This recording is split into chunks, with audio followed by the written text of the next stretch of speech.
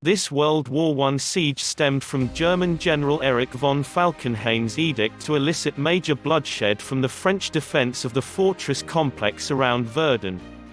German forces advanced quickly in February 1916, claiming Fort Douaumont and Fort Vaux after brutal subterranean melees. Despite coming within 2 miles of Verdun Cathedral, the Germans called off their offensive in mid-July, and Falkenhayn was relieved of his position. The French retook the forts and pushed back the line, and by the time the forces ground to a halt in December, both sides were left with more than 600,000 casualties. Only the World War I Western Front could have produced the rationale for the Battle of Verdun. In his so-called Christmas memo of 1915, Erich von Falkenhayn, the chief of the German General Staff, made a uniquely cynical proposal, not to take territory but to take lives, to cause the French army to bleed to death, defending the fortress complex around Verdun on the Meuse Heights. On February 21, 1916, more than 1,220 guns around an 8-mile perimeter opened fire.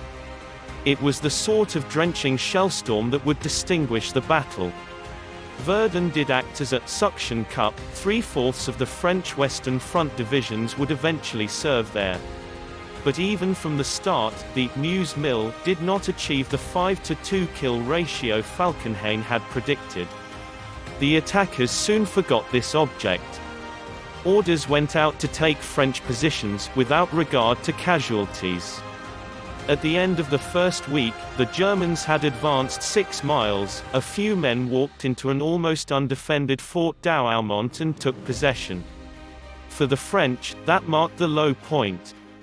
Fighting degenerated into isolated struggles for shellholes, forcing the French into an impromptu but successful defense in depth.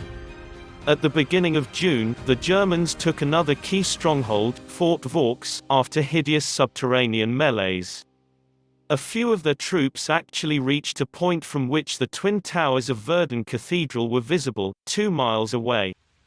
Then, on July 14, the Germans called off their offensive. Falkenhayn was dismissed shortly after, largely for his failure at Verdun. Now it was the turn of the French.